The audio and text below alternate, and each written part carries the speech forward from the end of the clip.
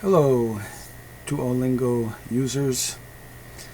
Here we are back again in front of the computer, and we're going to look at Basics 2 again today. And instead of continuing with level 1 of 5, even though we love to barge ahead without looking at the instructions and just like putting a bicycle together without reading the instructions, this time we're going to read the tips. So click right here on tips and read along with me. Basics 2. German plurals are also strange. And this is like a, if you look at it sideways, that looks like a happy face, supposedly. Anyway, in English, making plurals out of singular nouns is typically as straightforward as adding dash, parens, e, close parens, s at the end of a word, or s at the end of a word, I would say. Just like when you say a word, to make it plural, you would say words.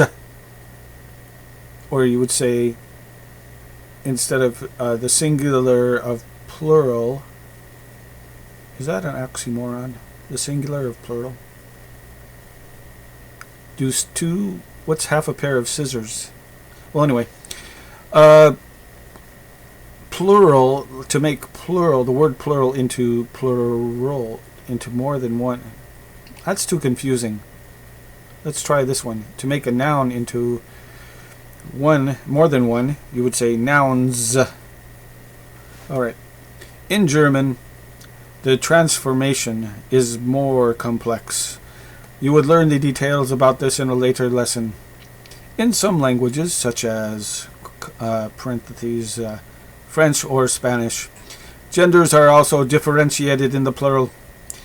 In German, the plural form does not depend on what gender the singular form is. So that's interesting. Regardless of the grammatical gender, all plural nouns take the definite article D. Parens. You will later learn how cases can modify this. So that would mean that there's just one definite article for any plural, and that's D. This does not make them feminine. See, because it's the same for a feminine noun, the definite article is D. So for a plural noun, the definite article is also D, but it's a different D. It's a plural D. It's not a singular D. The grammatical gender of a word never changes. Like many other words, D is simply used for multiple purposes. I don't know about that. I would say they happen to look the same and sound the same, but they're actually two different things. But in any case, they do look the same and they do sound the same, so you might think they are the same. Just like in English, there's no plural indefinite article.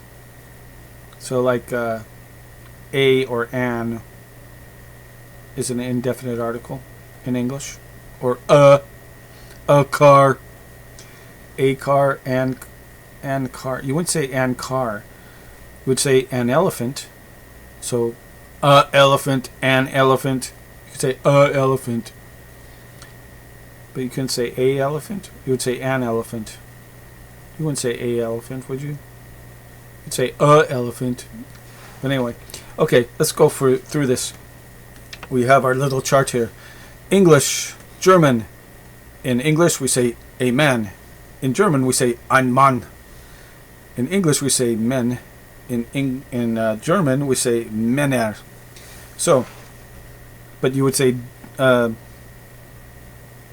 yeah. So they're saying, they're showing you that in English we don't have a plural. You can't say a men. You can say it, but you can't say it in this.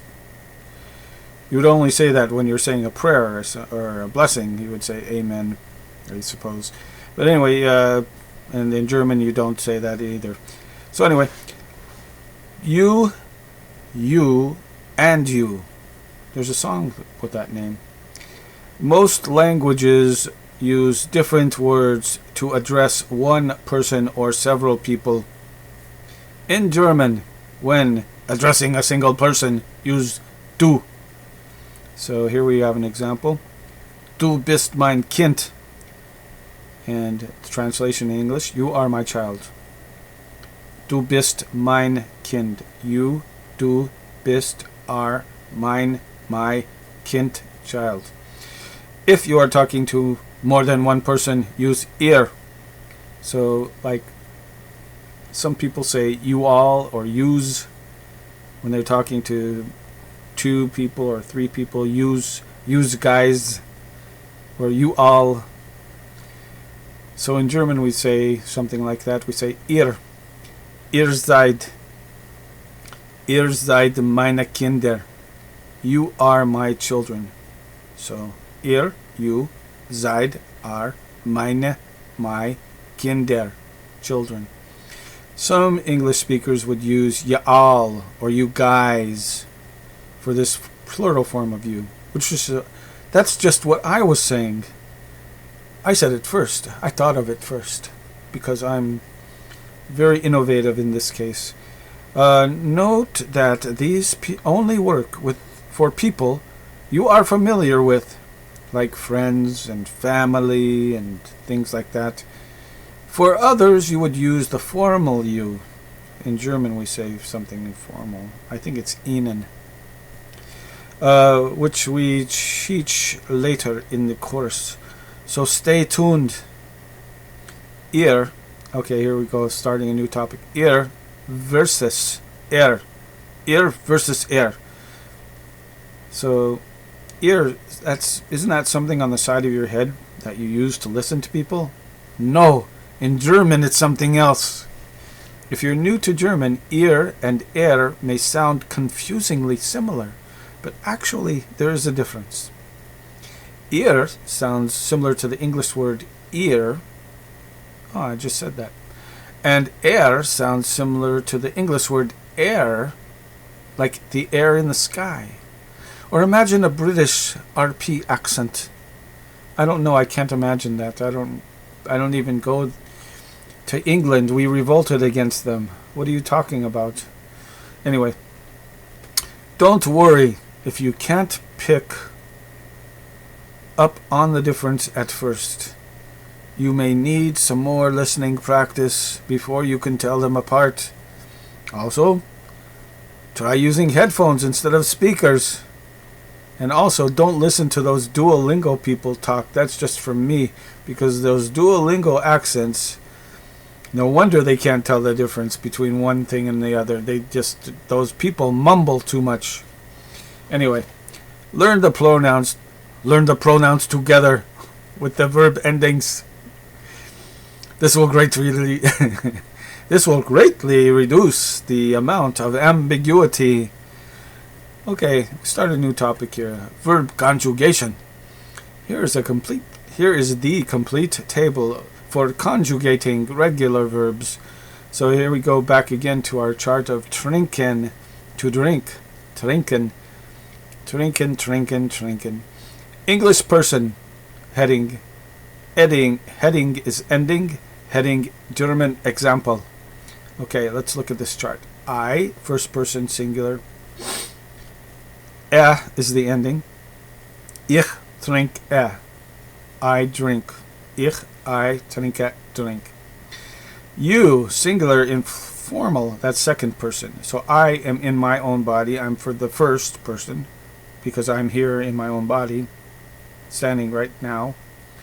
And I'm looking at you, and you're the second person standing in front of me. You, is the ending. Du trinkst.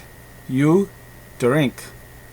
Du, you, trinkst, drink. Third person. So I'm standing here, you're standing there, and we're both looking at the third person, which is he, she, or it.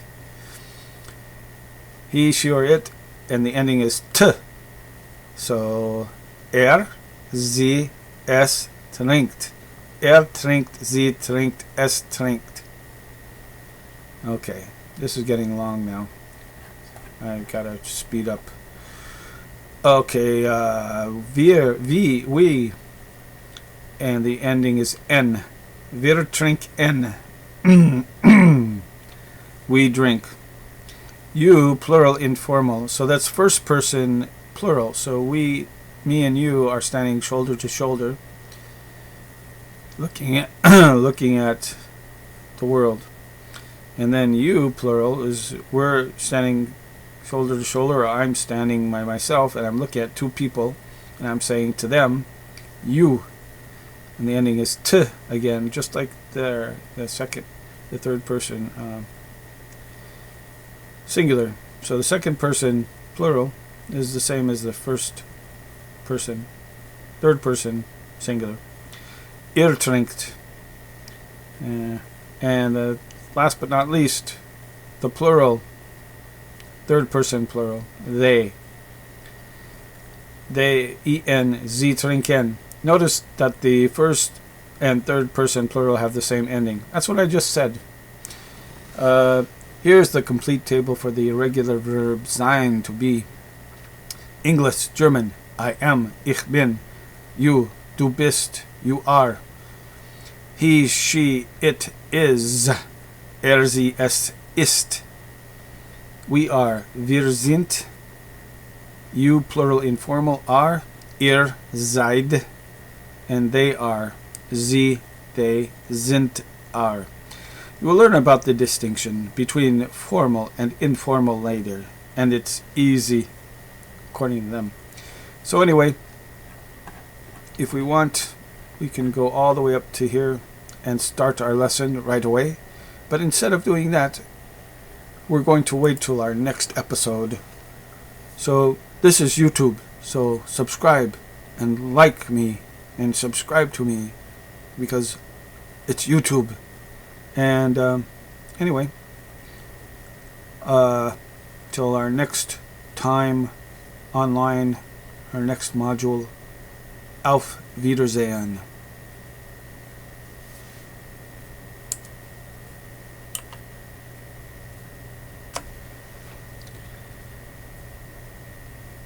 Still recording.